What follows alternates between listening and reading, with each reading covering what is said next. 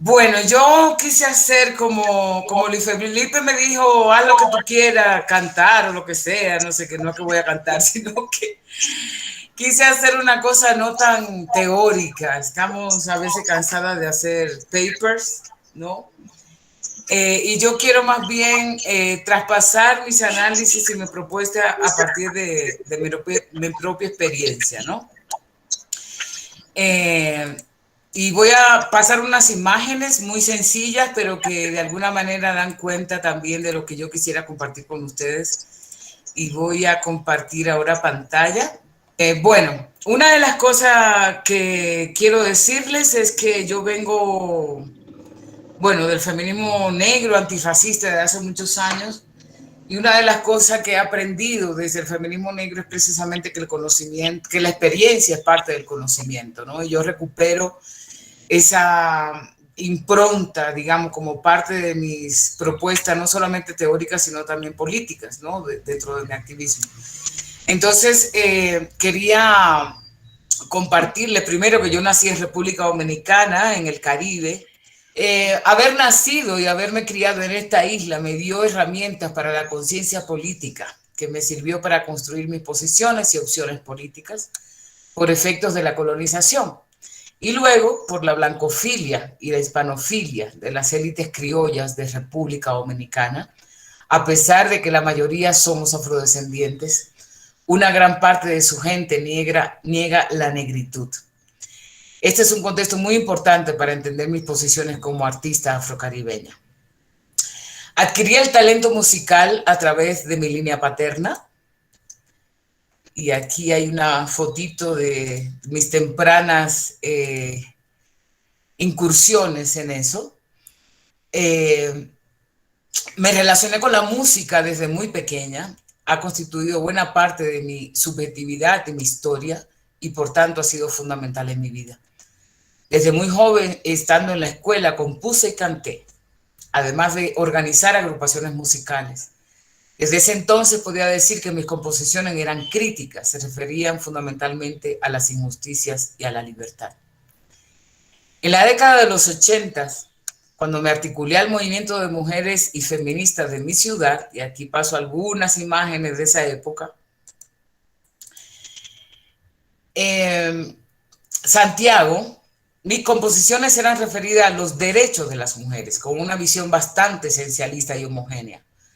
Pero las mujeres de mi familia, sobre todo mi madre, mis tías, mi abuela, generaron en mí una conciencia de mi negritud. Cuando migré a Santo Domingo, la capital, me articulé a un movimiento de artistas que en ese momento nos llamábamos alternativos, quienes desde distintas propuestas artísticas proponíamos el rescate de producciones culturales. Ay, perdón. Aquí hay algunas fotos también de esa época con algunos de los artistas que en ese momento articulábamos este movimiento. Quienes desde distintas propuestas artísticas proponíamos el rescate de producciones culturales de origen africano y denunciábamos el racismo. Esto coincidió con el surgimiento de la primera organización que se propuso combatir el racismo, el sexismo y el clasismo en República Dominicana, la Casa por la Identidad de las Mujeres Afro, que nace en 1989, de la que fui parte de las fundadoras. También comencé a formar parte del movimiento lésbico feminista de la región y del feminismo autónomo, quienes comenzamos a cuestionar la institucionalización del feminismo. Desde esta época, mi canto, mis composiciones siempre han abordado todos los sistemas de opresión, al tiempo que destacan las resistencias históricas de nuestros pueblos. Mi concepción del arte es que, como forma de expresión, creación y recreación, expresa una visión de mundo. Contiene y reproduce formas de representación y autorrepresentación que van construyendo imaginarios y simbólicos de la cultura, y si bien expresa elementos de la subjetividad, estas son producto de construcciones sociales. Por tanto, el arte para mí no es neutral. En cualquiera de sus expresiones transmite visiones y posiciones políticas. Es por ello que me defino como una artista orgánica. El arte que hago es mi activismo, así como el activismo que hago siempre está ligado a mi arte, que gracias a la migración logró cruzar continentes. Luego de muchos años de ser cantautora individual y mis migraciones a otros países se hacían constantes, llego a Colombia en el 2005. En este país, la academia comenzó a atraparme, aunque siempre en paralelo con mi activismo. Pienso la academia como mi lugar de trabajo, que aunque trato de llevar allí pensamiento crítico, no lo asumo como mi espacio del activismo. En estos años es que comienzo a construir el feminismo decolonial desde el Grupo Latinoamericano de Formación y Acción Feminista GLEFAS. Aquí estamos todas las compañeras y grupos que constituimos el GLEFAS. Un tejido de compañeras, compañeros de distintos países, afrodescendientes, de origen indígenas y mestizas, que nos propusimos la formación teórico-política para activistas de movimientos sociales, espacios de diálogos y debates, investigaciones y publicaciones propias y acciones también movimentistas, siempre articuladas a movimientos sociales de América Latina, de Europa y de Estados Unidos. Desde este espacio hemos sido pioneras en construir el feminismo decolonial en Abya Yala. En este proceso, mi arte se hizo colectivo. Tomé la decisión de conformar la batucada, aquí hay una fotita, la batucada La Tremenda Revoltosa, una batucada feminista cuyo propósito es colocar en las calles al ritmo de tambores, cuerpos y consignas, denuncias y propuestas como una forma creativa de hacer activismo. Nos definimos como un colectivo autónomo y autogestionario. Aquí hay otras fotos. Con un posicionamiento radical frente a las opresiones que, como el racismo, el heterosexismo, el clasismo, el militarismo, la violencia, afectan la vida de las mujeres, personas trans, lesbianas y poblaciones en desventaja social, como las afrodescendientes, indígenas, populares. Siempre nos articulamos con diversos movimientos sociales que buscan la paz con justicia social en este país, que defienden sus territorios frente al capitalismo extractivista neoliberal, que luchan por eliminar el racismo y todo tipo de violencia. Es así que hoy, posicionada como feminista decolonial afrocaribeña, mi historia como artista se entreteje por, primero, un contexto caribeño que me posibilita entender la relación entre modernidad y colonialidad desde los inicios del proceso de la colonización, y esa comprensión se vuelca a una necesidad de actuar en mi país de origen, República Dominicana, con jóvenes afros, para consolidar un feminismo decolonial cimarrón que logre combatir el racismo, el sexismo, el clasismo, el heterosexismo, al tiempo que genere acciones que busquen la solidaridad entre el pueblo dominicano y entre el pueblo haitiano. Un lazo que las élites dominicanas han querido romper por sus posiciones racistas antihaitianas. Hemos desarrollado, y aquí viene otra foto, las escuelas feministas decoloniales y marronas, donde la metodología que utilizamos está centrada fundamentalmente en el arte, un arte liberador que dignifica nuestras vidas. Es por medio de esta concepción de arte que producimos un conocimiento al generar reflexiones, categorías y conceptos otros, la construcción de una memoria distinta a la que establecen los sectores de poder encargados de construir la historia, entre comillas, que desmienta aquellos postulados que se han asumido como verdades, como doxas, y que han construido un sentido común racista, heterosexista, clasista, xenófobo, nacionalista. Rescatamos y visibilizamos las memorias que estaban silenciadas. Rescatamos la dignidad de nuestra gente. Construimos colectivamente un proyecto de liberación que considere a todos, todas, todos subalternos del mundo, donde las identidades son solo estrategias para construirlo. A través de este arte conectamos las emociones, las historias, los sueños y las utopías. Descentramos la escritura, evitamos jerarquías, construimos colectivamente para cuestionar los mismos cimientos de la modernidad, colonialidad, al proponer, experimentar y crear representaciones, creaciones, pensamientos, discursos y prácticas anti y descoloniales desde un lugar geopolítico particular como es esta Abya Yala. Así es que desde esta postura feminista decolonial, el arte que concibo desde estas experiencias se abre a temporalidades relacionales. Nombramos y vivenciamos los mundos que han sido negados, sobre todo desde los pueblos racializados de los que somos parte. Ha implicado una práctica pedagógica decolonial que parta de los conocimientos comunitarios y colectivos al sentir, el experimentar fuera de una estética colonial que sigue construyendo la construcción de la memoria y la percepción de ese mundo otro, decolonial, cimarrón y de liberación. Esa es la propuesta que yo consigo en torno al arte.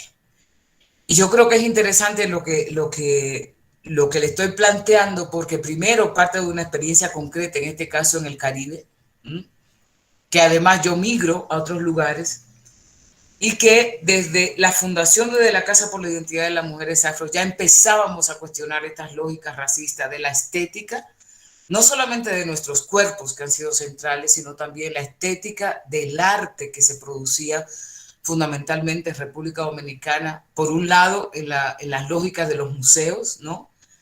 Y por otro lado, al mismo tiempo, un reconocimiento de estas experiencias de resistencias históricas, porque la gente en el Caribe y en muchos lugares de la Vía Yala hace arte todos los días. Esto de pensar, digamos, que los sectores subalternizados solo hacen artesanía, es reducir, digamos, la producción de símbolos, de espiritualidades, de construcciones, de conocimientos, ¿no?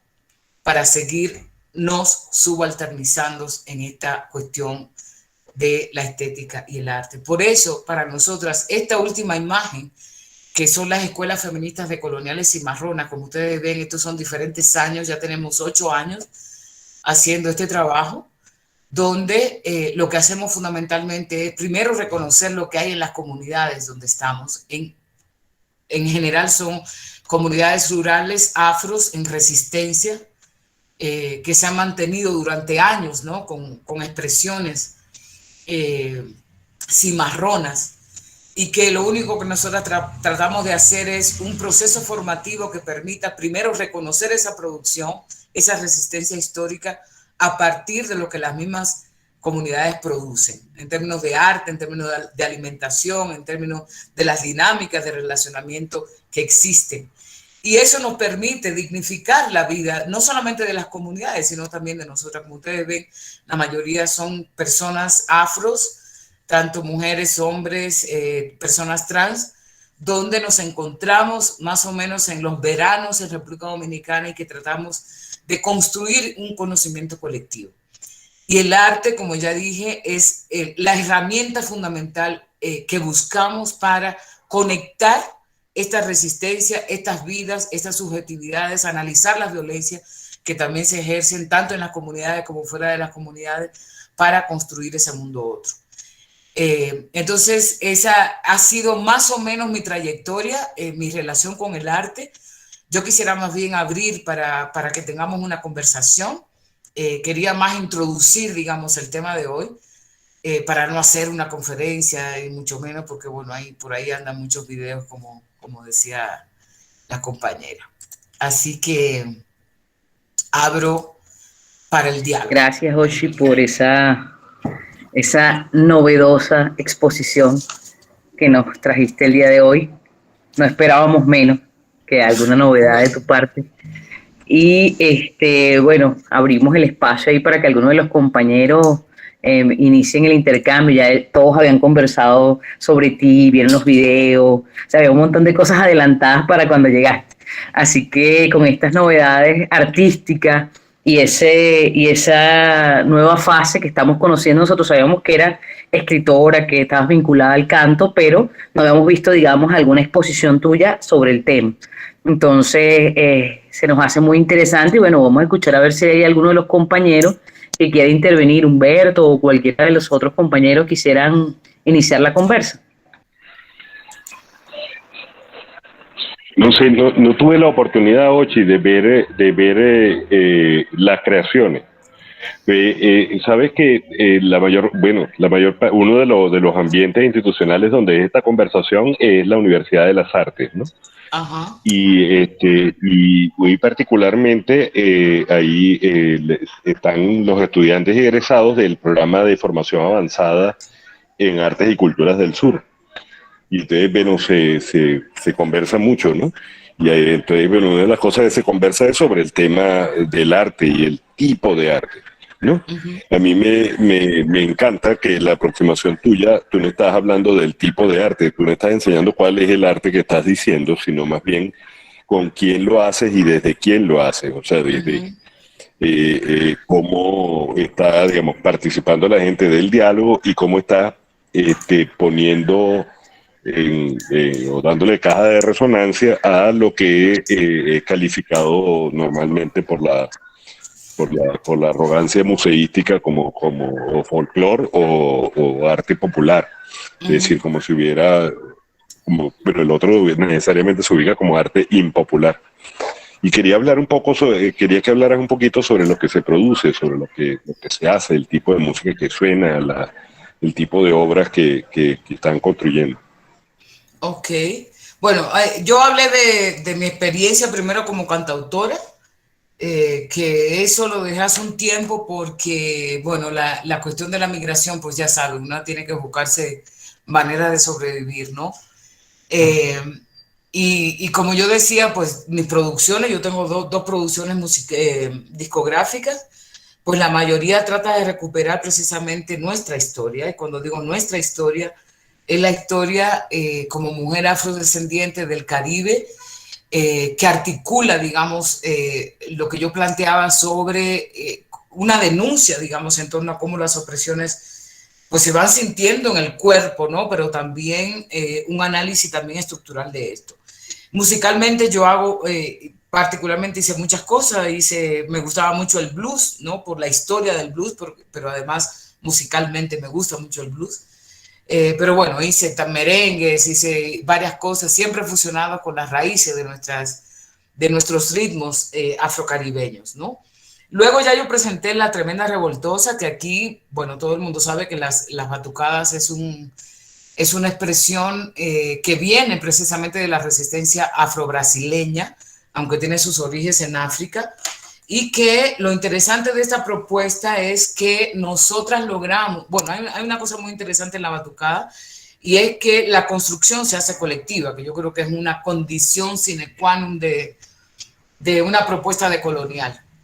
Y se hace colectiva no solamente en la toma de decisiones también, sino también en los ritmos. Lo que tratamos de hacer con las batucadas no solamente era tocar, por ejemplo, los ritmos que siempre se tocan en la batucada, como el samba reggae, etcétera, sino también fusionarlo con algunas producciones musicales que ya se están haciendo en Colombia desde hace siglos, como la cumbia, como el corrulao, como etcétera, y poder producir, digamos, una propuesta en las calles, porque ese es nuestro mayor escenario, que lograra, digamos, también conectar con la historia misma de este país, ¿no? Que está, ya sabemos, lleno de conflicto armado, mucha violencia por todos lados, pero además la batucada rompía en ese momento que tenemos ya 9 años, rompía con una lógica de que solamente los hombres tocaban los grandes tambores, ¿no? Nosotros fuimos las primeras aquí en Bogotá, por lo menos, que hicimos eso, y eso también rompe con este imaginario masculinizado sobre esto, ¿no? Luego ya en las escuelas, nosotras nos articulamos a un proyecto que existe en Dominicana que se llama Calalú Danza. Es un proyecto muy interesante, pueden buscar información en el YouTube. Y empezamos porque Calalú Danza tenía ya un trabajo con niños, niñas, adolescentes en las comunidades rurales, ¿no? Tratando de reivindicar la identidad negra.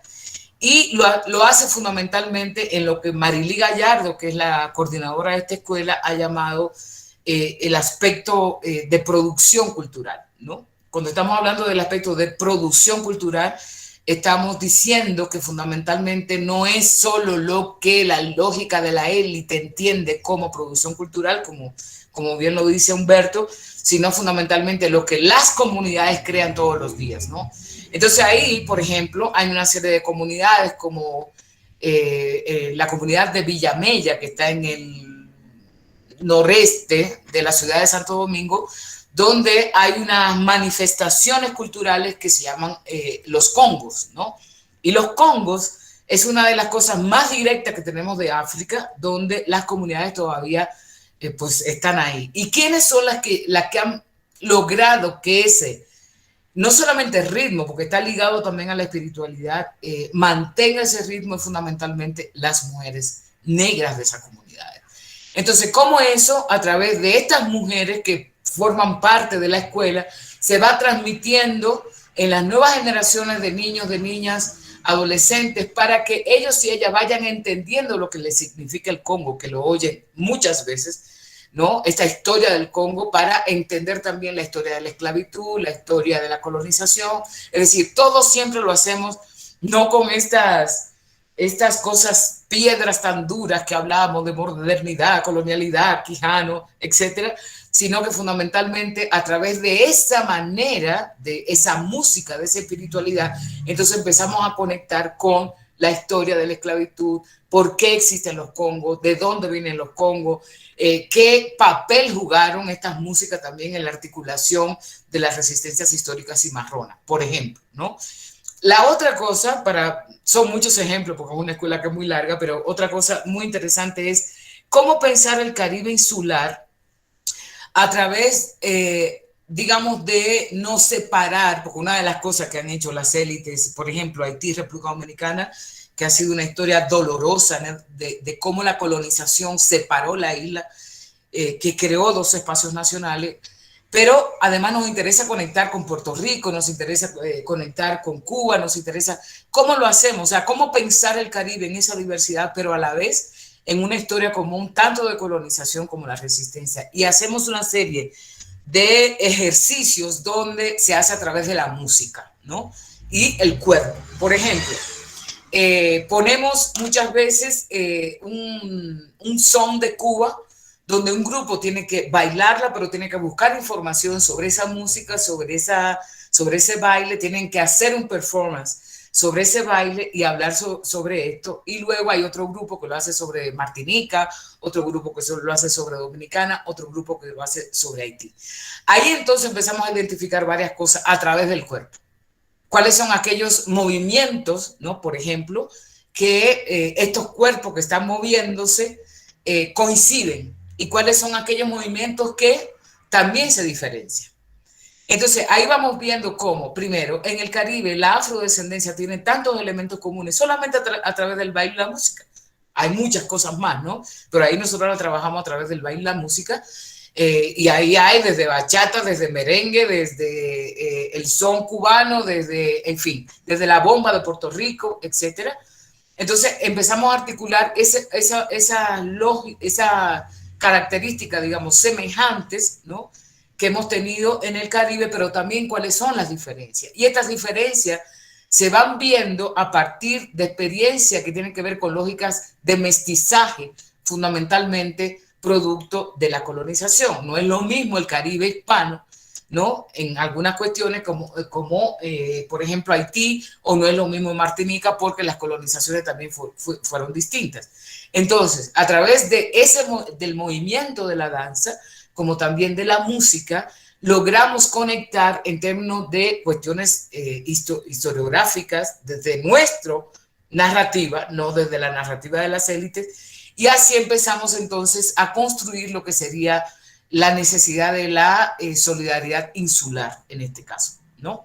Porque el Caribe, ya saben que es un recorte, sobre todo el Caribe insular, es una diversidad dentro de una unidad. Entonces empezamos a trabajar con todo eso para entender lo que es la colonialidad, ¿no? No hay que traer el texto que siempre citamos de Aníbal Quijano para explicar la colonialidad. Obviamente le damos los créditos a Quijano, pero eso es lo que nos lleva a entender entonces la colonialidad, ¿no?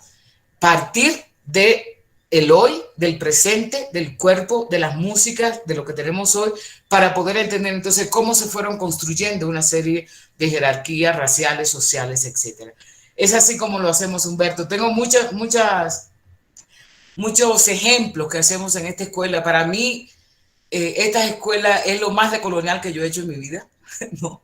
Más allá de que yo haya escrito textos sobre eso, porque yo creo que es lo más coherente partir de, digamos, de la experiencia cotidiana de nuestro Caribe para poder entender los conceptos, porque la gente tiene idea, más bien, puede definir la colonialidad en sus propias palabras, no tiene que utilizar necesariamente el concepto. Obviamente, nosotros luego pasamos al concepto, pero lo interesante es partir de esto, por eso yo le decía al principio que lo interesante es cómo la experiencia produce un conocimiento, y eso tiene que ver con una propuesta decolonial, y este conocimiento cómo ha sido históricamente desdeñado, y lo que nosotros tratamos de hacer es recuperarlo, identificarlo, fomentarlo, ¿no?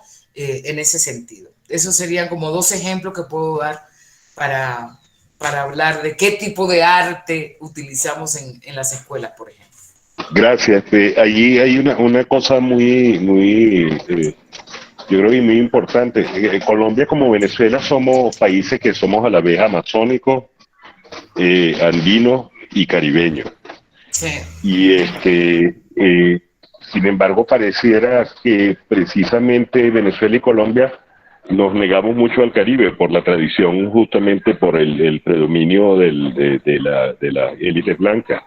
Sí. O sea, a Venezuela pareciera quedarle, digamos, Trinidad, que es prácticamente parte del territorio, que le queda tan lejos mentalmente como, no sé, le queda en Europa, le queda lejísimo. Y el conjunto del Caribe pareciera o sea, no se refleja nunca en nuestra escuela. O sea, nos estaban preguntando por claves para tratar de descolonizar la escuela, sabiendo que la escuela es de por sí un aparato colonizador y conquistador por toda su estructura, en todos sus detalles, como todo sistema escolar. Y entonces, bueno, yo creo que ahí hay una clave, o sea, el redescubrirnos caribeños, Sí. y el reencuentro con el Caribe, en la mente de todos, ¿no? Porque efectivamente ahí hay como un reconocimiento totalmente distinto. Me gustaría que hablara un poquitico sobre ese tema, Sí. Caribeño, Pues mira, andino yo y creo amazónico, que además también es muy difícil de explicar. Sí, yo creo que no hay ninguna propuesta descolonizadora si no reconoce el Caribe. Y esto no es porque yo soy afrocaribeña, sino porque el Caribe fue como yo dije, el primer escenario de la colonización que luego se extiende a las Américas, ¿no? Pero además el Caribe ha sido, digamos, ese lugar también de donde empezó el cimarronaje. Y aquel cimarronaje no es solamente el hecho de irse y fugarse a los montes. Nosotros, por ejemplo, en esa escuela trabajamos el cimarronaje como un proyecto de liberación que implica la fuga al sistema moderno colonial, pero ustedes saben muy bien que el cimarronaje implicó la construcción de una serie de comunidades autónomas, desde el punto de vista de la producción, desde el punto de vista de la espiritualidad, desde el punto de vista de la alimentación, de la solidaridad colectiva, de la autonomía. Entonces, una de las cosas que nosotros hemos tratado digamos, de fomentar muchísimo es la idea de sentirnos caribeños y reconocer el Caribe, no solamente en términos de una identidad, porque es importante, sino reconocer el Caribe como parte central para entender la colonialidad, modernidad, y a la vez entender cuáles son aquellas resistencias históricas que han tenido nuestros pueblos, ¿no? Pero además hay otra cosa muy importante. Muchos de los pensadores y pensadoras caribeñas son fundamentales para la teoría decolonial. O sea, no podemos entender la teoría decolonial sin Fanon, o Ems de Ser, o Audre Lorde, o Glissant, es decir, parte del grueso de lo que hoy se llama la teoría decolonial, una de sus fuentes fundamentales precisamente han sido los pensamientos de estas personas afrocaribeñas. Y tiene que ver con esta historia de la colonización que se inicia en el Caribe y que luego entonces continúa en las Américas. Eso no quiere decir que vamos a hacer una lógica esencialista del Caribe, ¿no? Sino que más bien cómo entender el Caribe como elemento central de la modernidad colonialidad. Si eso no lo hacemos, entonces estamos perdiendo una buena parte de una nueva narrativa sobre la historia colonial y a su vez su historia decolonial. Entonces, por eso, para nosotros es súper importante el tema del Caribe, no solamente el insular, también el continental, ¿no? Que ha tenido también, digamos, diversas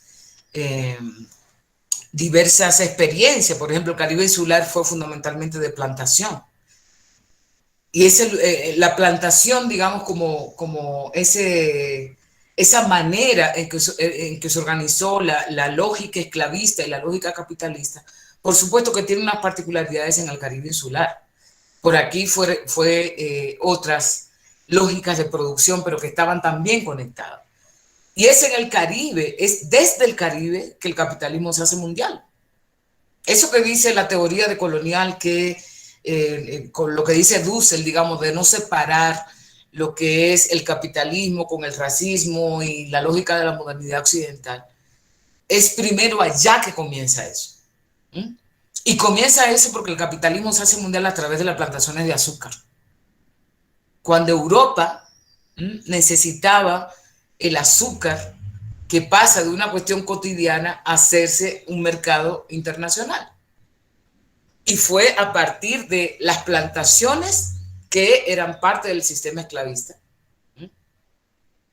Y es ahí que podemos entender cuáles eran las lógicas de eso que hoy se llama el capitalismo. Esa, diría Marx, la acumulación, la primera acumulación no fue en Europa. De hecho, el marxismo ya sabemos que es bastante eurocéntrico aunque nos da muchos elementos, y yo también me puedo reconocer en el marxismo, pero Marx muy poco trabajó el tema del colonialismo, y es precisamente donde ese capitalismo se hace mundial a través de las plantaciones caribeñas. Pero además, lo peor de todo eso, como tú dices, Humberto, en el sentido de que en Venezuela no se reconoce bien lo caribeño. Por eso lo podemos ver también en toda la Vía Yala. El Caribe es como una especie como de submundo, ¿no?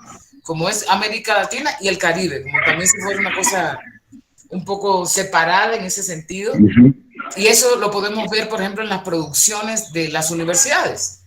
Por ejemplo, una de las cosas cuando yo estudié antropología que decía era, aquí no hay nada de antropología del Caribe, nada. ¿Por qué? Porque la antropología ha sido, como diría Michel Foucault, el paradigma de la producción antropológica ha sido fundamentalmente el indio, y no vio, digamos, otros sujetos para ser estudiado, cosa que nos convino en parte, ¿no? Porque no nos hicieron tanto el objeto de la investigación en este caso.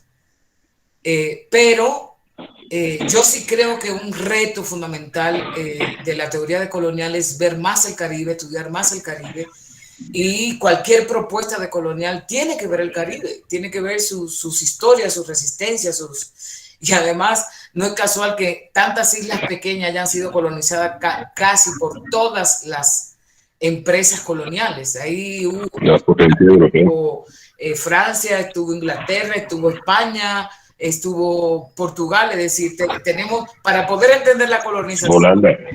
Inclusive, Holanda, exacto. Ahí lo podemos entender, ¿no? Y cómo además lograr una solidaridad y coaliciones transnacionales que tomen el Caribe en serio.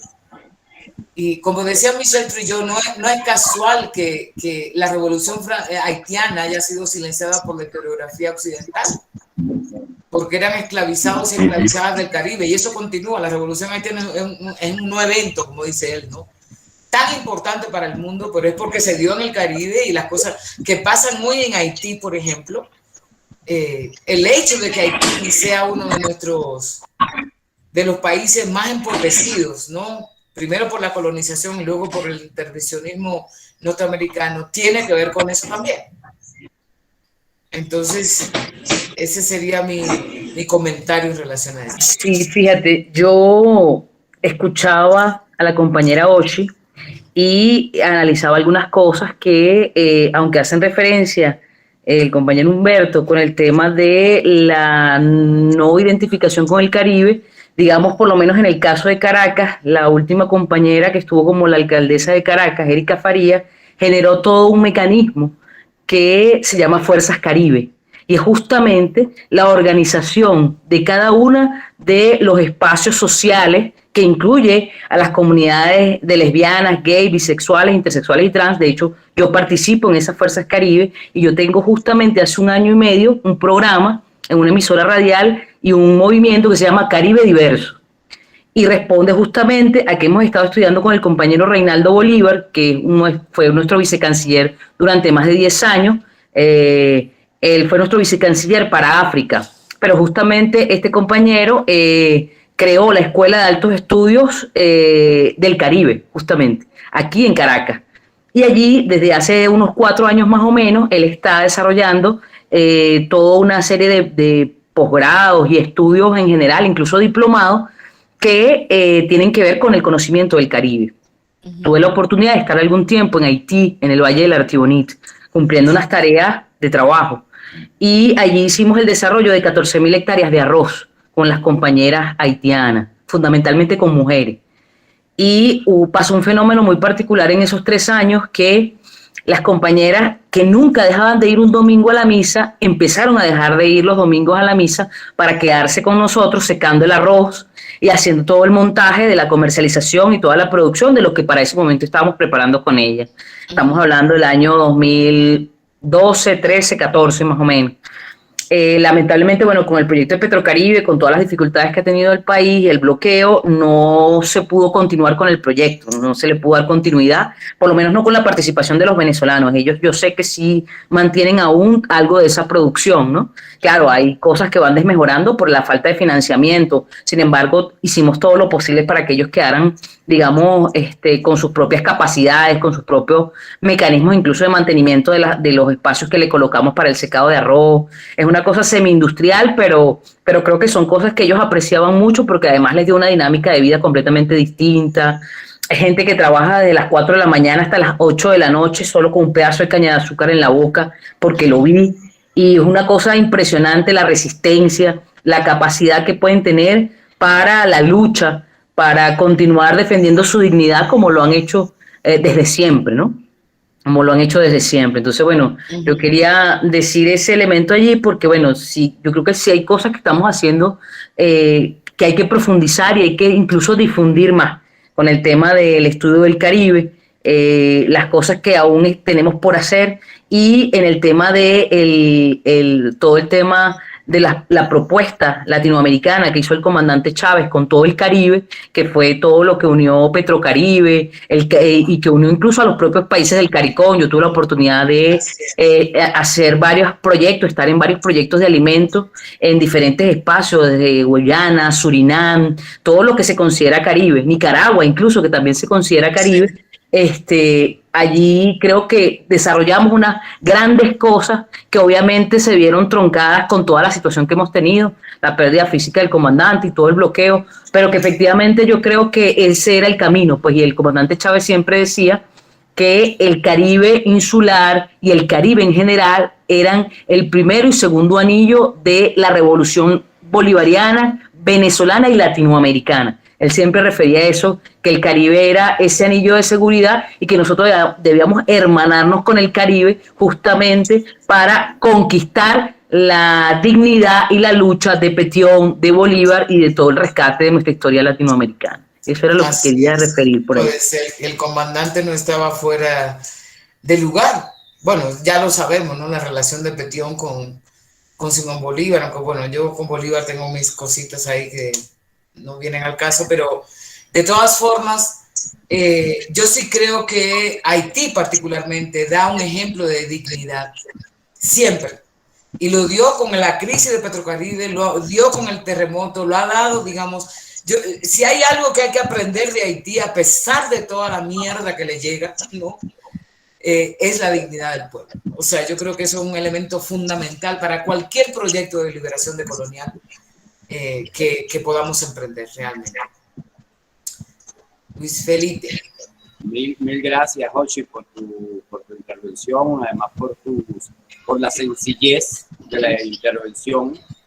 Bueno, entonces no esperábamos menos, yo no esperaba menos de ti, sino esa sencillez, esa humildad y esa dignidad con la que tú defiendes desde el arte y desde la academia también el proyecto. Yo diría que es el proyecto popular del Caribe y de la América, de nuestra América completa, ¿no? Nosotros, yo creo que es lamentable que hay poca gente ahorita conectada, pero hay varias circunstancias. Una de las circunstancias es que estamos en un periodo como de vacaciones todavía, empezamos nuestras clases el día 27. La otra circunstancia que me hubiera gustado muchísimo, estuviera aquí una de nuestras cantantes, digamos, muy comprometida con el canto liberador, que es Fabiola José, que ayer, el martes, hizo una conferencia sobre el canto liberador y, digamos, los cantos de trabajo. Casi siempre, bueno, la mayoría de los cantos de trabajo tienen que ver con la cultura llanera, que aquí llamamos tonada, creo que la habrás escuchado, sobre todo porque has escuchado seguramente a Simón Díaz y la Vaca Mariposa, sí, y todas esas cosas. Y también con los cantos de nuestro pueblo negro, nuestro pueblo afro, que son, por ejemplo, los cantos de pilón. No sé si has escuchado esa que dice: "Pío, pío, dale duro ese pilón, pío, pío, que se acabe de romper, pío, pío, en el monte hay mucho palo y papá lo sabe hacer, pío, pío, si por tu marido es, pío, pío, coge lo que allá te va, pío, un camisón de cedrona no me lo ha querido dar, pío, puta tu mae, pío, puta tu abuela y tu tía, pío, ¿cómo no ibas a ser puta si eres de la misma cría? Pío. Bueno, buenísimo, me encanta. Aquí hay en Colombia algo parecido, ¿sabes? Siempre nos conectamos a través de los ritmos aunque le cambien las letras, pero ahora me acordé que las compañeras del Pacífico también cantan eso. Ah, qué bueno. Bueno, y tenemos, me hubiera gustado eso, y quería también decirte que nosotros tenemos un movimiento que denominamos La Historia Insurgente, que es un proyecto político historiográfico que tiene que ver con la develación de los mecanismos históricos de opresión que han existido y también las formas de organización que han tenido nuestros pueblos para luchar en contra de esos mecanismos de opresión, y también tiene que ver con la visibilización de los sectores históricamente excluidos, es decir, los afros, las mujeres, los indígenas, los sexodiversos, la sexodiversidad, etcétera. Y sobre todo lo hacemos y lo pensamos porque han sido invisibilizados de la historiografía, y al ser invisibilizados como fue invisibilizada la Revolución Haitiana, e incluso nosotros mismos que le debemos tanto a la Revolución Haitiana, no celebramos por todo lo grande como ha debido ser la celebración de los 200 años de la Revolución Haitiana, aunque el comandante Chávez siempre estuvo muy pendiente de Haití. Incluso no sé si cuando habrás visto alguno de los videos, cuando estuvo en Haití, que se bajó a correr con el pueblo haitiano. Sí, lo he visto. Feliz de la vida y todo eso, ¿no? Y bueno, mucho hizo, creo yo, el comandante Chávez. Claro, como dice la compañera Haishel, hay muchas cosas que ahorita se nos han truncado por por el bloqueo, etcétera, pero mucho se hizo con Petrocaribe, mucho con las misiones, la misión Milagro, por ejemplo, que es la misión para operarle los ojos sí, a los ojos. Sí, siempre venía mucha gente del Caribe, los alojábamos aquí en hoteles nuestros, se hacía la operación y después volvían a su patria totalmente, bueno, gratis, etcétera, ¿no? Esa solidaridad, ¿no? Y entonces este proyecto, digamos, político, historiográfico, que ahora estamos también tratando de fundamentar teóricamente, está relacionado también con el proyecto de la decolonialidad. Pero, digamos, a nosotros el asunto de la decolonialidad nos entró desde un principio por la filosofía histórica del comandante Chávez. O sea, el comandante Chávez era capaz de hacer un discurso para 1 millón de personas en una avenida y enseñarles, por ejemplo, simbólicamente un asunto de colonial, es decir, desde la práctica, así como tú lo haces desde cantos, desde la danza, etcétera, él lo hacía desde la política y desde el discurso. Y entonces él le decía, ¿cuántos de ustedes conocen cómo se llaman las naves de Colón? Y todo el mundo, la Pinta, la Niña y la Santa María. Dice, ¿y cuántos de ustedes conocen cómo se llamaban las naves libertadoras de Francisco de Miranda? Y la gente apenas decía el Leander. Pero no sabían que había uno que se llamaba el Bagus y el Pix, por ejemplo. Cosas como que cambió aquí hay un parque que se llama Parque Francisco de Miranda ahora, y allí estaba en un lago que hay en ese parque una nave que era la Santa María, y Chávez ordenó quitar esa nave y poner al Leander. Y entonces allí ahora está el Leander, que es símbolo de nuestra liberación, de nuestra resistencia y de nuestra insurgencia en contra de los poderes hegemónicos. Esas cosas las hemos hecho y las hacemos, bueno, las hacemos para toda nuestra América, con mucho cariño, con mucho amor. Buenísimo. Que los y las venezolanas somos además una gente muy receptiva, muy cariñosa y muy comprometida. Yo insisto también, no le tengo ningún temor al culto al héroe ni nada de esas cosas, porque además nos quisieron hacer ver también que no teníamos, por ejemplo, que estudiar a Bolívar. En la Escuela de Historia de la Universidad Central de Venezuela, que se supone que es la más importante, ya no lo es. Ahora es la Universidad de las Artes, donde está tu Bolívar. No, yo creo que, perdón, termina. No te escuché. Que termine, que te interrumpí porque quería hacer un comentario en relación a lo que dices. Ah, sí. Bueno, entonces, bueno, ahí en esa escuela no se ve ninguna asignatura, ninguna unidad curricular que tenga que ver con Bolívar, sino cuando algún, digamos, profesor abría una electiva sobre el pensamiento bolivariano, etcétera. Entonces, eso ha resultado y con Chávez rescatamos a Bolívar y Chávez rescató a Bolívar y lo volvió a popularizar, porque Bolívar, el culto popular a Bolívar era desde Bolívar en vida. Tú sabes que cuando Bolívar estuvo en Colombia, en el año 27, en el año 28, cuando ya empezó la conflictividad que tenía que ver con la división de Colombia la Grande, la gente iba a la casa de Bolívar, sacaban el retrato y lo paseaban por las plazas con luminarias, dice el documento.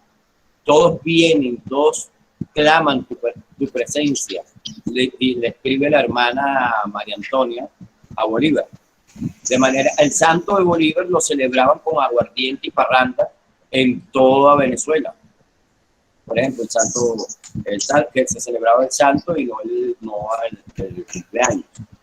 Y yo estoy, digamos, más o menos alerta con las diferencias que tú puedes tener con Bolívar. Pero te voy a echar este cuento. Tú sabes que Bolívar mandó a abrirle juicio a Piar y a Padilla, que eran mulatos. porque estaban interrumpiendo el proyecto de la consolidación de la Gran Colombia y ni Piar ni Padilla estaban viendo la dimensión de la unidad latinoamericana como la veía Bolívar. Creo que fue uno, bueno, creo que el prócer, el héroe, el tipo que creó una teoría de la independencia, de la revolución independentista, donde la unidad era una de las cosas fundamentales, ¿no? Entonces, claro, lo hizo por razones políticas, pero además lo hizo con mucha dignidad para ellos, porque nombró en los jurados a gente que era amigo de ellos. Y en el caso de Piar, le llegó a Bolívar, que era el último en el que tenía que dar el ejecútese a la sentencia del tribunal, le llegó el ejecútese de que se degradara de general y que después de que se degradara, se fusilara. Claro, Bolívar, para pasar como magnánimo a la historia, dijo, no, mátenlo, pero no lo degraden. Bueno, Piar ahora va a entrar al Partido Nacional, que Piar no había entrado al Partido Nacional, y hemos reconocido que Piar, y gracias a Piar, se pudo hacer la revolución de independencia porque fue el que conquistó el sur de Venezuela, donde estaba la máxima producción de ganado y de recursos para poder seguir haciendo la guerra de liberación que estábamos haciendo en aquel momento. Pero en el año 28 finales o 29 ya, no recuerdo bien ahorita, dice, en el 28, cuando le hacen el atentado allá en Colombia, el atentado de septiembre del 28, que donde estaba implicado Santander, por supuesto. Entonces, el tribunal mañana absolverán a Santander seguramente y volverá a hacerle la guerra a mis amigos y favorecerá a mis enemigos. Ahora me arrepiento de haber hecho lo que hice con Piar y Padilla. Con razón, con justa razón, los de su clase me aborrecen por haber amparado a ese maldito blanquito. Muy bien, pues qué bueno que traes eso, porque ese es el tema que yo tengo con Bolívar. Además, Bolívar tuvo esclavos, ¿eh? Tuvo y los liberó también. Pero mucho después. Es decir, yo no, bueno, como feminista decolonial, no me gusta la historia de los próceres. Creo que es una historia que es segmentada. Y puede ser Bolívar como puede ser otro. No me gustan las historias que se sostienen con base a caudillos. Yo creo que tenemos una responsabilidad en visibilizar, digamos, esas historias precisamente que son invisibilizadas, que son de quienes no quieren contar, a quienes no quieren contar, que fundamentalmente la gente afro, la gente indígena y bueno, todas las personas, los condenados del mundo, diría Fano, ¿no? Sí. O sea, obviamente hay cosas que hay que poner en su época, hay cosas que hay que entenderlo, digamos, en su contexto, pero yo creo que una de nuestras mayores oportunidades que tenemos es precisamente de centrar esa historia, que no esté solo cargada de unos personajes que además tenían privilegios de clase, privilegios de letra, privilegios de todo eso. Entonces, yo obviamente no soy una estudiosa de Simón Bolívar, tengo que decirte, solamente en lo que una va buscando y va encontrando, entonces dice, oh, mira esto. Claro, porque es la historia de los criollos. Claro. Y es la historia que se ha hecho desde la lógica del mestizaje. La ideología del mestizaje se ha sustentado fundamentalmente en estos personajes. Entonces, para mí es muy difícil, ¿no? No solamente con Bolívar, con otros también de Dominicana, etcétera, que se ven como los grandes libertadores, luchadores, etcétera. O sea, yo creo que tenemos que hacer historiografía de otro modo para poder realmente construir una dignidad de pueblo, no de personajes. Más allá de que reconozcamos algunos personajes, ¿no? Sí, como te decía, es decir, nosotros estudiamos a Bolívar, por supuesto, pero, digamos, no centramos la historia insurgente en Bolívar. Pues te dije que la centramos en la develación de los mecanismos de opresión, de las formas de organización para luchar en contra de eso y de la visibilización de los sectores históricamente excluidos. Y estudiamos a Bolívar porque lógicamente Bolívar es venezolano y porque Bolívar es... Sí, no, hay que estudiarlo, hay que estudiarlo. Y por todas esas cosas y para ver dónde es que es humano y que tuviera un ser humano y todas esas cosas que es Bolívar, por supuesto. Pero, por ejemplo, Bolívar cuando sube el páramo de Pisba para ir a hacer la batalla de Boyacá, y quien gana, por ejemplo, la batalla de Vargas, el primero que gana en la batalla de Vargas es Juan José Rondón, que Juan José Rondón es un negro que estaba en el ejército libertador venezolano, llanero, etcétera. Y Bolívar, un poco después, escribe una carta donde dice: mañana es San Rondón y cumplo años yo y todos mis compañeros en Vargas. Nombra santo al negro. Imagínate tú de lo que es capaz Bolívar. Lo nombró santo. Mañana es San Rondón y cumplo años yo y todos mis compañeros en Vargas. O sea, Bolívar era muy malandro, ¿viste? Bolívar no era tan cifrino como uno cree. Tan pijo, como dicen los españoles, ¿no? Entonces nosotros, por ejemplo, ese páramo de Pisba, por ejemplo, a mí me interesa, claro, me interesa que ahí subieron muchos llaneros acostumbrados a un clima muy caliente, etcétera. Morían las mulas, morían los hombres, morían los caballos, y una mujer parió en pleno páramo de Pisba, en la punta del páramo a 3.500 metros, y bajó con su carajito y llegó a Tunja con su carajito en brazos. Esa mujer, mujer de uno de los soldados que iba acompañando, es para mí la heroína de Pisba, la heroína de la batalla de Boyacá y de la llegada a Tunja, y el carajito también. Era solamente para leer unos mensajes, porque, bueno, además quiero después decir otra cosa. Uno de Luis Piña, que dice somos 70, pero después corrige, son 10 los que están conectados a la conferencia con un solo medio. Allá en Barquisimeto, Luis Piña y Jenny Rodríguez, siempre consecuente. Está muy bueno el foro y estamos de acuerdo en que la práctica en su totalidad va a desplazar el colonialismo. También hay un comentario antes que hizo Ismenia Orbat. Excelente, Ochi, saber otra parte de ti, confieso que la desconocía totalmente, y entonces a todos te envían un saludo. Gracias. Y bueno, ¿cómo se llama? Felicitaciones, abrazos y besos, pues además todo tiene que ser así con lleno de esa idea. Sabes que voy a volver ahorita sobre el tema del Caribe, porque Luis estaba por ahí con Bolívar, y entonces porque lo que dice Heichel es verdad, y entonces yo quería contarte eso, porque de repente pasa algo parecido en Colombia. Alguien lo comentaba en un foro anterior, que decían que lo que es el Caribe colombiano, en realidad no le dicen el Caribe, sino que le dicen el Atlántico colombiano. Entonces hay una negación muy curiosa de eso. Y relacionado con lo que decía Heichel, pues yo también tengo que ver con esa organización de Caracas Caribe, y hemos tenido actividades con ellos, pero incluso entre la gente que está haciendo, digamos, los trabajos de promoción dentro de Caracas Caribe, no hay el sentido de Caribe. Es decir, para nosotros una cosa como Curazao y Aruba y Bonaire, que quedan a tiro de piedra del estado Falcón, son mentalmente lejanísimas.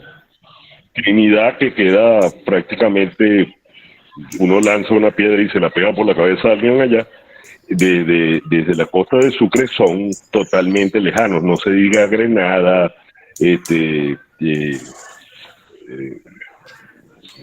Martinica o Dominica o Antigua y Barbuda. Son prácticamente sitios desconocidos. Incluso, por ejemplo, el Caribe nicaragüense es una cosa, o Belice, no están dentro de la conciencia venezolana.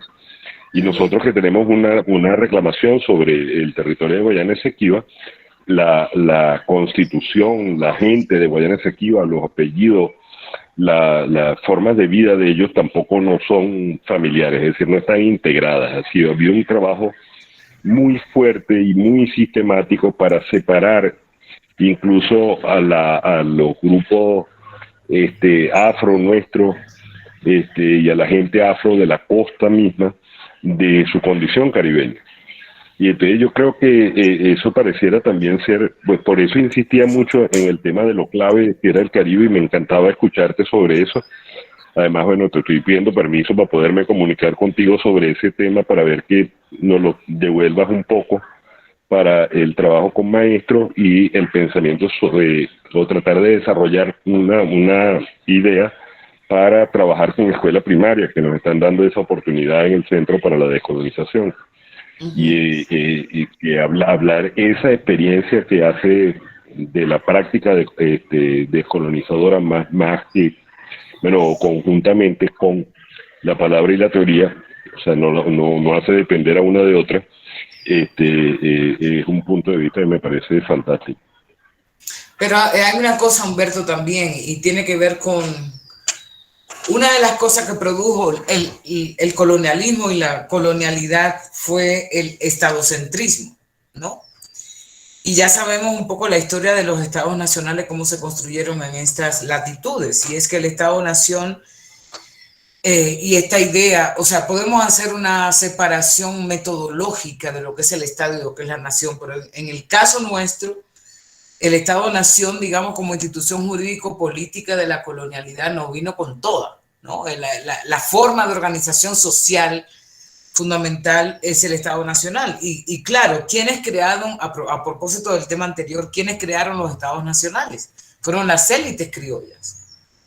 Unas élites criollas que tenían como base, como máximo, el mestizaje, pero un mestizaje que se pareciera cada vez más a lo blanco, ¿no? Todas las propuestas sobre mestizaje de Vasconcelos con la raza cósmica, de Gilberto Freire con la democracia racial en Brasil, etcétera, todo eso planteaba, es cierto, somos una mezcla, pero los españoles son los que, o los portugueses son los que más nos han dado, son las razas civilizatorias, es decir, si ustedes buscan el texto de Vasconcelos, que fue un parteaguas en los años 30 para pensar cómo se pensaba la nación en ese momento, pues ciertamente hablaba, somos la raza de bronce, que somos una mezcla, ¿no? Pero cuando tú vas a analizar su discurso, lo que hace es cómo coloca a la gente negra, a la gente indígena en la base de la pirámide, ¿no? Entonces, eso tiene que ver mucho también con el tema de las geopolíticas internas de los países, es decir, ¿por qué los caribes, no tanto insulares, sino también todo eso que tú has hablado en este momento, los continentales, aquí el de Colombia, el de Perú, el de no sé qué, están en el lugar geopolítico donde están, precisamente porque esta lógica estadocéntrica, ¿no?, hizo también pensar una serie de zonas dentro de los países que no eran parte de lo que era ese proyecto, digamos, de nación de las élites. Y eso lo podemos ver internamente, pero lo podemos ver también en toda la América Latina, cómo es que se concibe el Caribe, ¿no? Entonces yo creo que una propuesta de colonial tiene que abordar esas cuestiones, tiene que abordarlo, porque acuérdense que somos países porque nos fragmentaron, y nos fragmentaron fundamentalmente los colonizadores, ¿no? Y eso tiene que ver también con esta cosa de esta insistencia sobre qué hace el Estado-Nación sobre defender las soberanías y todo lo que viene después con la militarización, ¿no? Entonces, yo creo que una propuesta de colonial, no solamente en términos del Caribe, hay que ver, digamos, cuáles son las situaciones de cada país, cómo es que consideramos una serie de gente que están al interior de nuestro país, pero cómo también consideramos gente que son de otro país, ¿no? Donde el fútbol, por ejemplo, nos hace separar. O sea, no hay una cosa más impresionante cuando... Yo siempre me llevo de la definición que hace Anderson sobre lo que es una nación.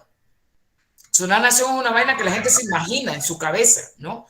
Pero que además tiene una serie de emociones dentro tan impresionante que la gente se defiende frente a otro país que probablemente es su propio pueblo, solamente porque el Estado Nacional ha definido una serie de fronteras en relación con lo otro, ¿no? Y eso es muy poderoso, o sea, sentirte que tú eres de otro, y bueno, eso implica xenofobia, racismo, todo lo que ya sabemos, ¿no? Entonces, yo creo que una propuesta de colonial es primero historizar. Historizar nos ayuda a generar otro tipo de interpretación de la historiografía oficial.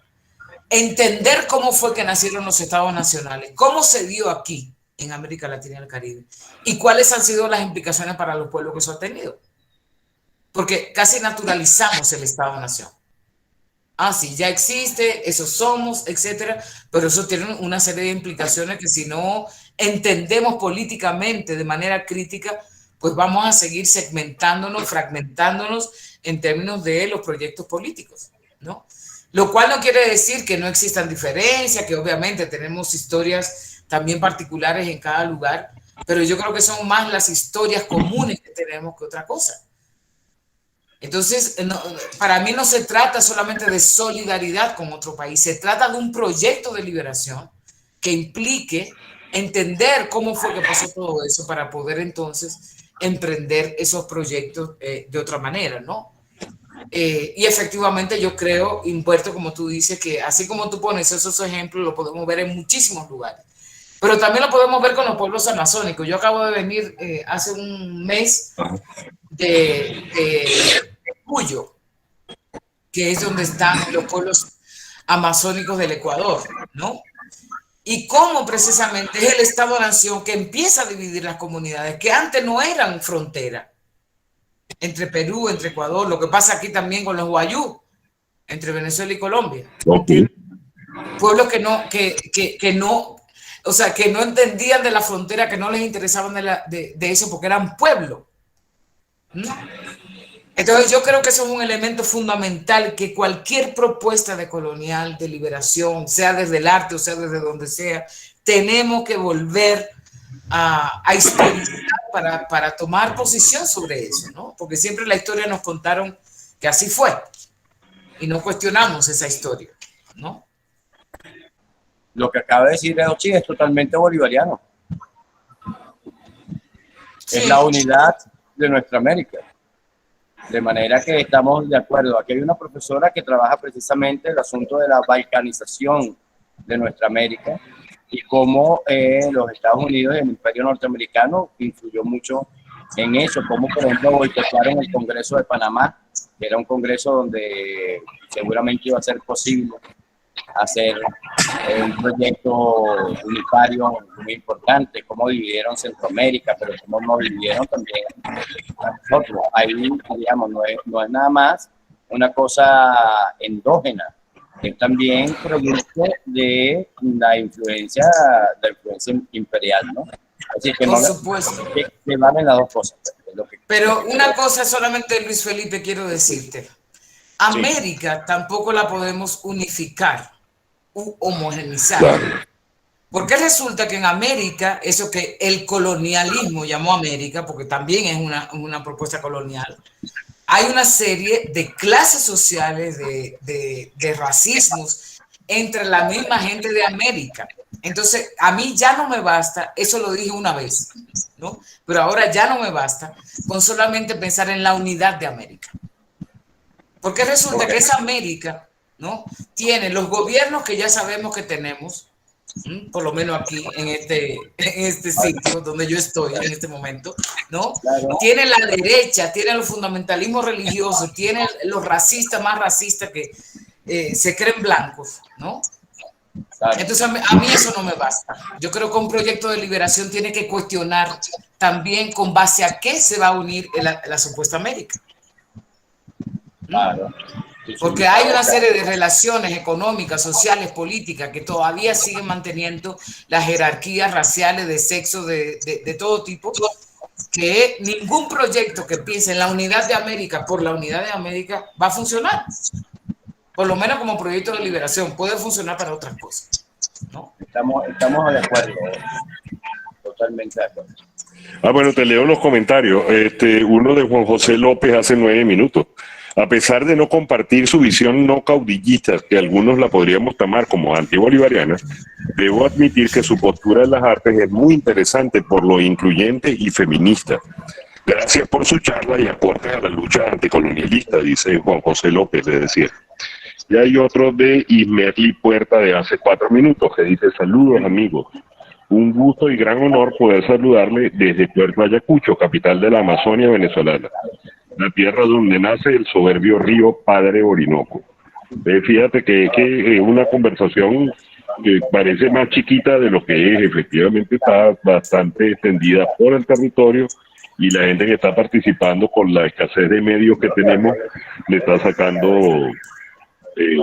con bastante fuerza y beneficio. Y le devuelvo la palabra a Heichel, que es quien tiene que dirigir la conversación. Hemos tenido ahí, digamos, hemos disertado por múltiples temas, creo que hemos recorrido todo: arte, historia, bolivarianismo, América Latina, el mundo. Bueno, hoy ha sido la tarde, pues, ha sido la tarde del disfrute, del conocimiento, del debate, de las posiciones diversas que son absolutamente válidas y que, bueno, justamente eso es para eso, para el encuentro, para escuchar los argumentos y sobre todo para encontrarnos en cosas comunes, ¿no? Como el tema del Caribe, como todo lo que todavía podemos seguir construyendo en torno a la liberación de nuestros pueblos, la construcción colectiva. Nosotros, por lo menos en mi caso, que soy activista lesbiana y digamos que tengo 18 años en actividades políticas, pero que hace año y medio es que me he dedicado al activismo, hace muy poco tiempo en comparación a mucha gente que tiene larga data en ese combate, ¿no? Pero una de las cosas que yo, digamos, rescato de las cosas que tú planteabas es que definitivamente el tema del machismo, la expresión del patriarcado, la expresión del fascismo, del racismo y del clasismo dentro de todos los espacios de nuestra sociedad es una cosa que definitivamente tiene que ser erradicada y definitivamente tiene que ser combatida.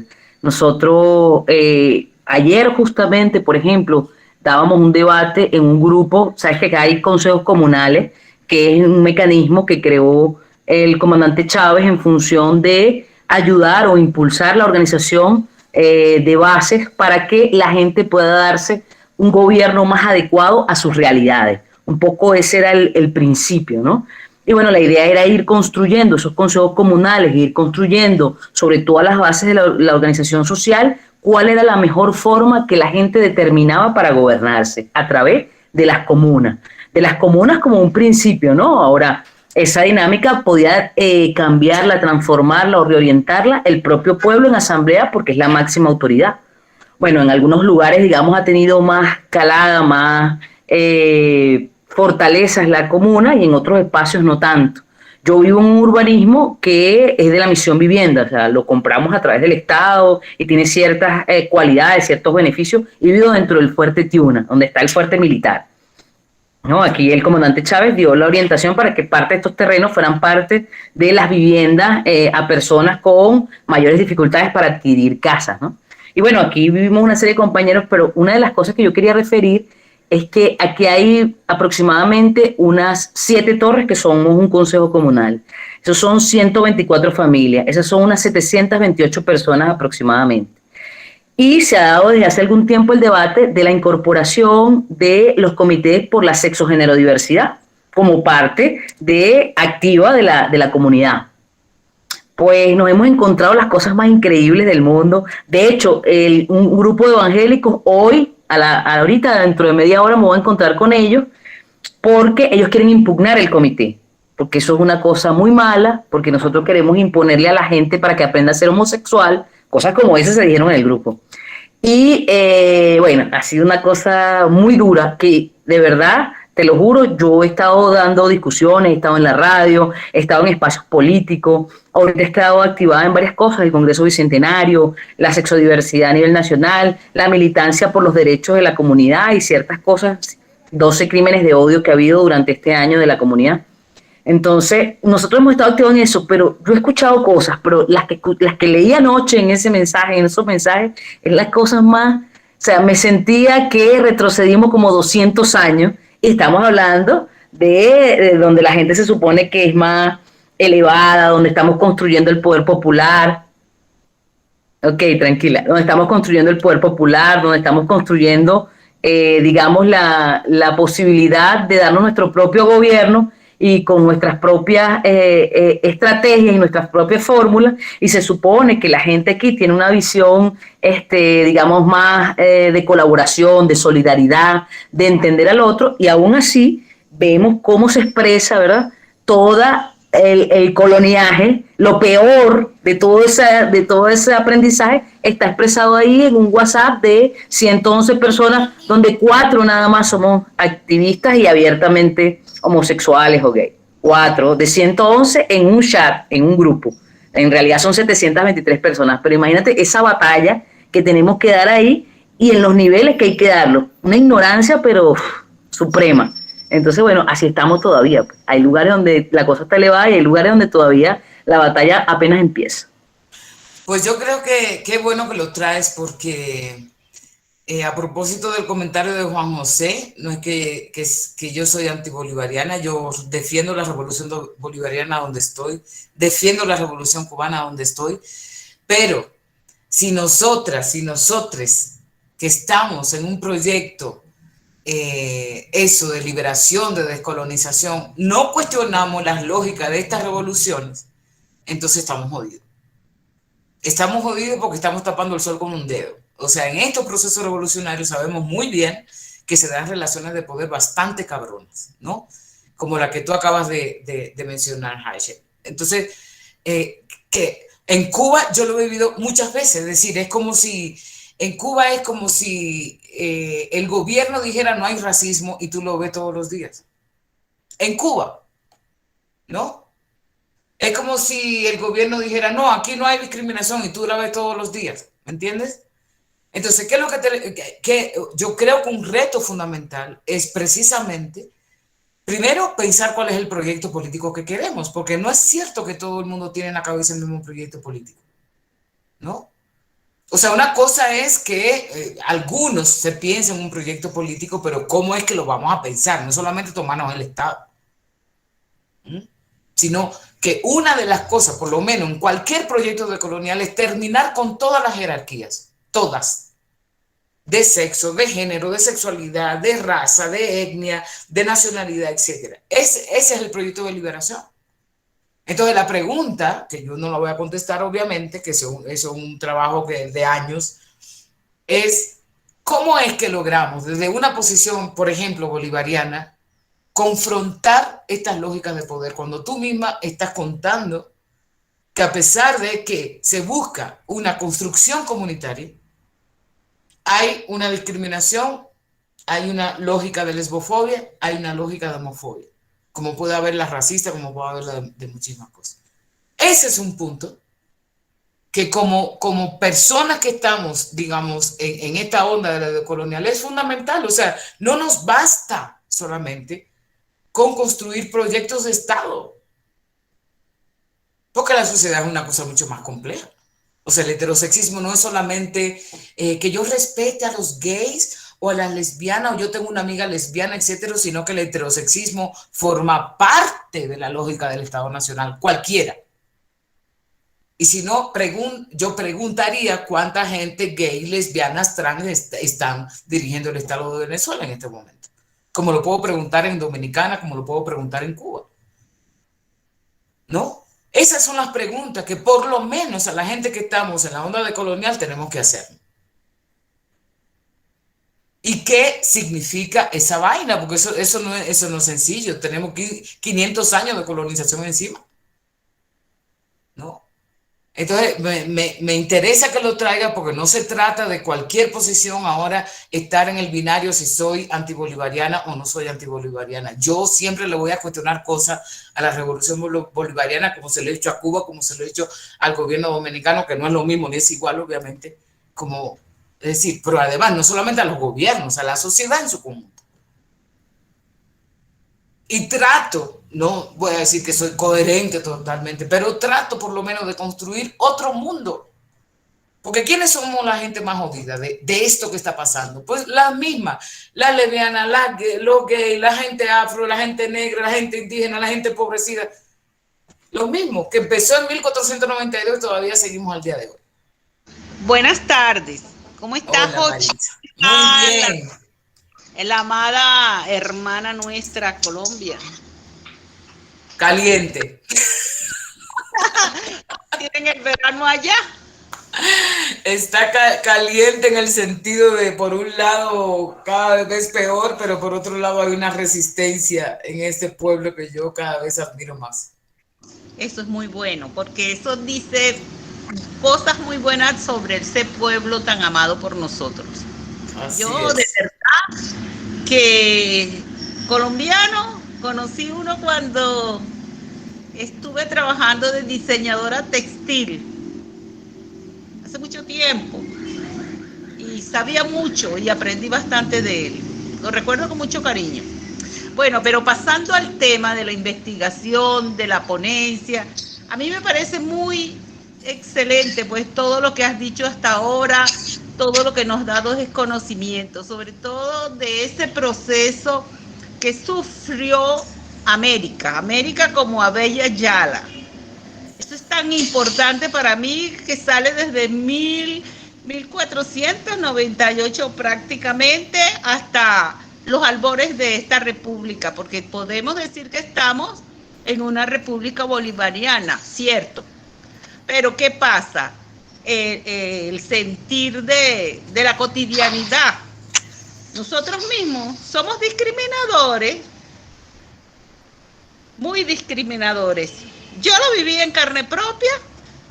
Yo soy viuda y yo me casé con un negro. Mis hijos son morenos, muy morenos. La niña muy linda y el varón, bueno, ni se diga. Y de verdad, mi propia madre era discriminadora. Entonces, este proceso de los afrodescendientes, eso todavía es una realidad. Y la vivimos nosotros. Yo la viví en carne propia porque mi madre no quería a mi esposo. Y bueno, son experiencias de la vida, yo aprendí a sobrevivir con eso. Me costó mucho, ya él tiene 3 años de fallecido, pero fue triste porque a lo mejor un acercamiento familiar hubiera sido más interesante. Y bueno, no me hizo falta porque yo formé mis hijos con una moral y fuerte, muy fuerte. Ahorita estoy sola, la chica se fue para Chile, se casó, allá tengo un nieto chileno y mi hijo es general de brigada. Nosotros salimos adelante, sin la familia. Pero bueno, pero sí me interesa mucho el tema de los afrodescendientes, me fascina. Estuve trabajando sobre los derechos abolicionistas de Simón Bolívar. Hice un trabajo de investigación bien importante. Y me parece todo ese planteamiento que tú acabas de hacer, que me puede dar luces y me puede ilustrar sobre esos temas que me he planteado seguir haciendo. Gracias, de verdad, desde mi corazón. Te doy qué bueno, Maritza, qué bueno que resististe a la lógica del racismo, que sea familiar, porque también las familias son complicadas, ¿no? Sí, así cierto. Que te agradezco que hayas compartido esa experiencia. Gracias a ti. Y bueno, aquí tienes una amiga venezolana. Gracias, mi querida, pero ya te me voy a aparecer. Buenas tardes, para mí es un gran honor, un gran placer poder conectarnos esta tarde, además decirles desde dónde estoy participando en este importante encuentro. Nos permitimos enviarles saludos fraternales a cada uno de ustedes donde se encuentren en cada uno de sus espacios y sus hogares.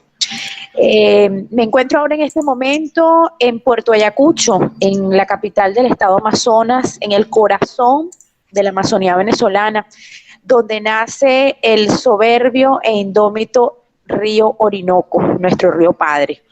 Es de verdad que un gran placer poder conocerles a través de estos medios de comunicación e interacción.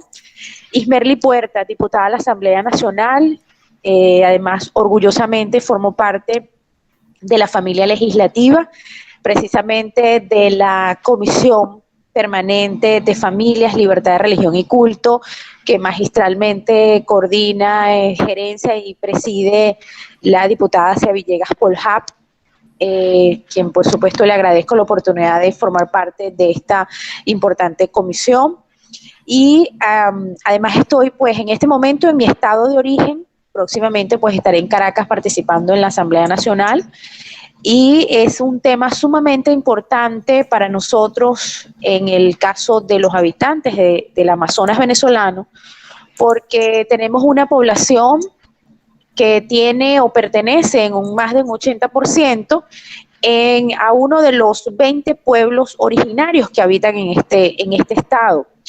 Yo soy descendiente del pueblo Yeral. El pueblo Yeral es un pueblo que ha sido, precisamente, conoce muy bien lo que significan las fronteras porque su sitio de asentamiento es la frontera, lo que se conoce como la triple frontera, entre los municipios Río Negro de Venezuela, del estado Amazonas, la zona conocida como San Felipe de Colombia, y San Gabriel de Cachoeira de Brasil. Tenemos el pueblo originario donde desciendo, por la línea materna, es del pueblo Yeral. Pero a su vez también aquí en el estado Amazonas, pues coexistimos más de 20 pueblos originarios, cada uno con sus culturas, y esos pueblos originarios o esa cultura, esa cosmovisión se ha visto enriquecida también por la confluencia de muchos afrodescendientes que han venido cuando hace más de 100, 120 años por el auge del caucho y de las frutas, de las palmicias, cuando se dio la explotación del caucho a principios del siglo pasado.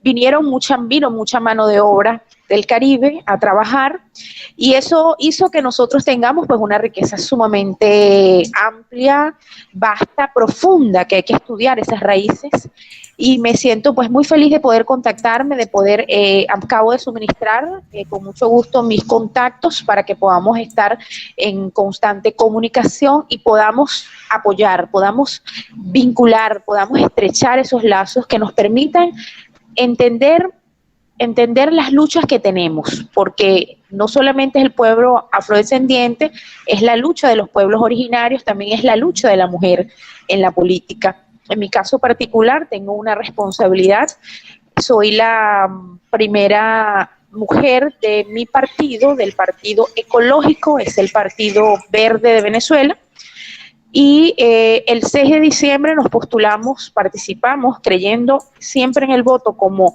opción y propuesta democrática para el Parlamento Nacional. Pues se hizo la propuesta, participamos, y me siento muy orgullosa de ser la primera mujer del movimiento ecológico, del Partido Ecológico, que es el Partido Verde de Venezuela, en llegar a la Asamblea Nacional.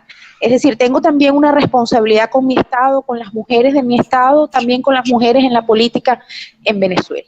Es importante la participación de todos, no solamente en el caso de la mujer, que todos tengamos la oportunidad de acceder a nuestros espacios o a los espacios que están allí, que por diferentes razones, por diferentes motivos, no hemos accedido aún en estos tiempos. Hay muchos espacios en los cuales han sido siempre dominados o por élites del comercio o élites transnacionales, o también por élites del punto de vista sexista. No me quiero extender más que agradecerles infinitamente esta oportunidad que el universo nos da para que en este momento y en esta circunstancia podamos encontrarnos y que este camino sea muy fructífero. Bendiciones para cada uno de ustedes. Lo primero que quiero decirte a ti, Ochi, es que te amamos con locura. ¡Qué maravilla! Y que la crítica para nosotros es muy importante, porque es lo que nos puede hacer reflexionar sobre el tipo de proyecto, ¿verdad?, que estamos construyendo nosotros en este país. Porque nosotros no hemos hecho todavía la revolución. Nosotros estamos haciendo la revolución. Estamos en la lucha de hacer la revolución y con muchas contradicciones. Yo escuchaba a compañeros peruanos, compañeros colombianos, hablando de unos problemas que nosotros no tenemos ya, porque superamos alguna parte de los problemas políticos, pero tenemos otros problemas y tenemos los mismos problemas también. Sí. No nos diferenciamos mucho de las problemáticas que tenemos en términos, por ejemplo, de eso, de la discriminación, etcétera, incluyendo, digamos, todos los revolucionarios que están en los poderes del Estado revolucionario. No todos, no todas, ¿verdad?, tienen la capacidad de reconocer esa limitación que es la discriminación. Y yo estoy de acuerdo contigo y estoy de acuerdo con Joseph Fontana, quien dice que hay que eliminar todo tipo de opresión para construir una sociedad realmente justa, libre y equitativa.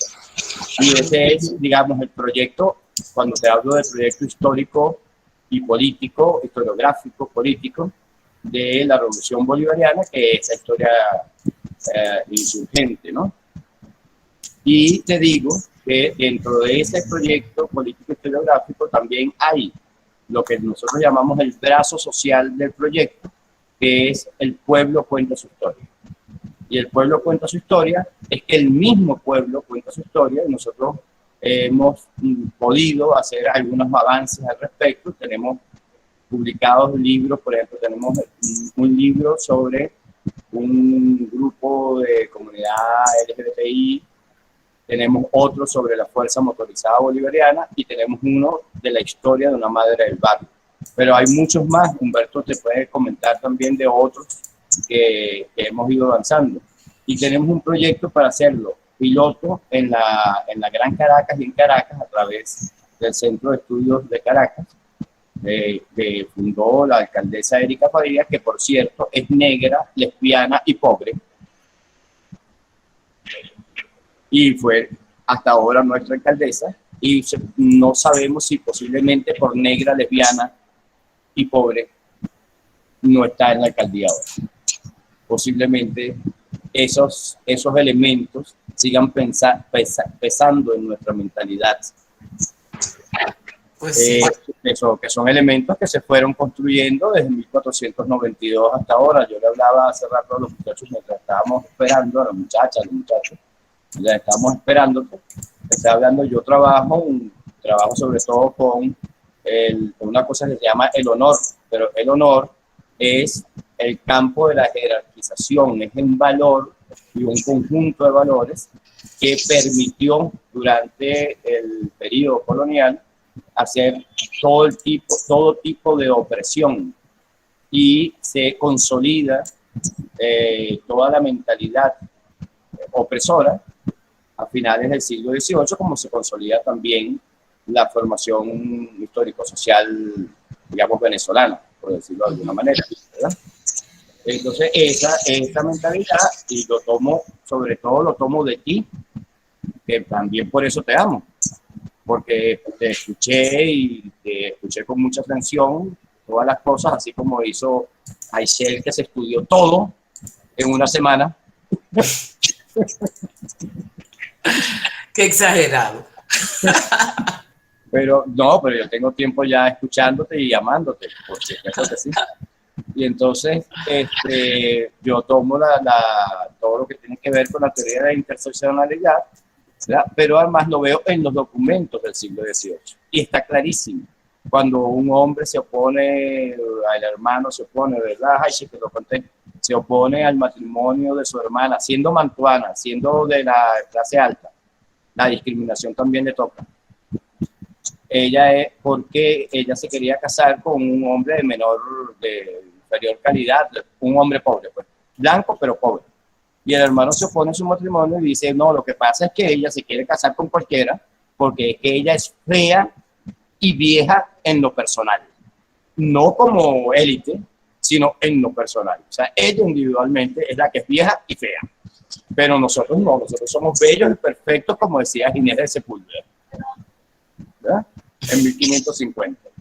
Entonces, bueno, esas cosas yo creo que compartimos mucho de lo que estamos hablando, y sobre todo yo creo que compartimos el deseo, la voluntad, la utopía también de construir un proyecto donde se eliminen todas las jerarquías y todas las opresiones que han existido y que existen históricamente.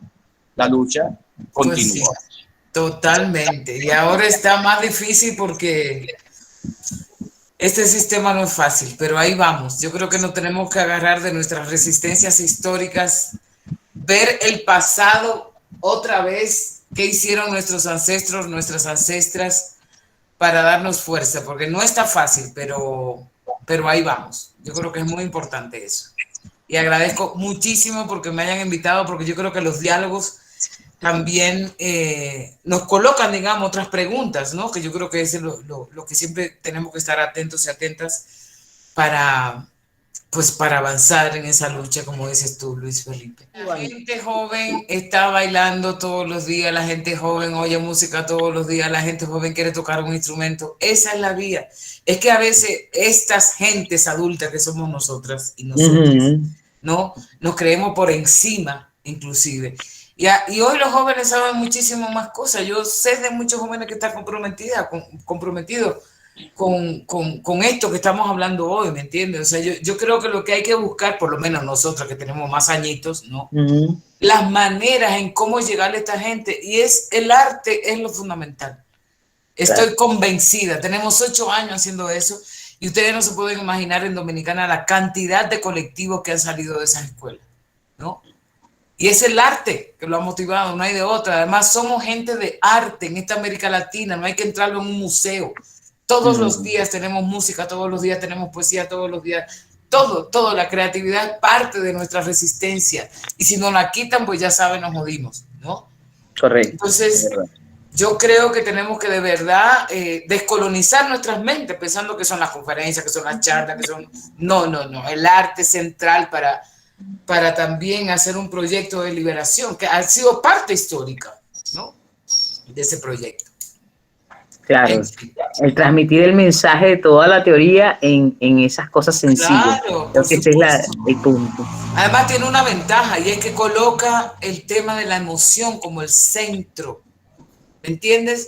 Es decir, cuando tú vas y oyes una charla, por eso yo no quería hacer una conferencia hoy, porque a mí me parece una cosa como que, a ver, es decir, vamos a dialogar, ¿no? Con base a algunas ideas que yo di al principio. Eso tenemos que aprenderlo también, porque el colonizador nos dijo que esas eran las maneras de transmitir el conocimiento. Que una persona experta se pare a hablar con la otra gente, entonces, ay, todo el respeto. No. A ver, nosotros en general construimos comunitariamente, nuestros pueblos construyen comunitariamente, ¿me entiendes?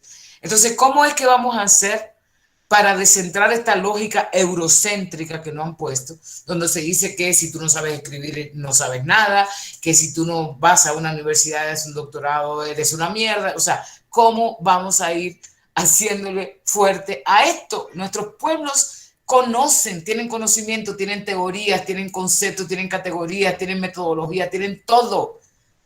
Entonces, ¿cómo que vamos a reconocer eso? Esa es la pregunta y el reto, además, que nos tenemos nosotras mismas, incluyéndome, de descolonizarme, de cómo hacer la cosa de otro modo, porque es que la gente vive de otro modo todos los días. Cómo la cotidianidad tiene que ser parte de nuestro escenario fundamental para poder llegar con ciertos mensajes a mucha gente. Por eso, para mí, la tremenda revoltosa, los tambores, fue tan importante, porque es que estamos construyendo teoría en la calle con tambores, como lo ha hecho nuestro pueblo siempre. Entonces, ese es el último mensaje que quiero dejar, porque el arte es una cosa liberadora, y más si se hace desde los pueblos, es parte de nuestra resistencia histórica que tenemos que seguir construyendo y hacer la metodología, además.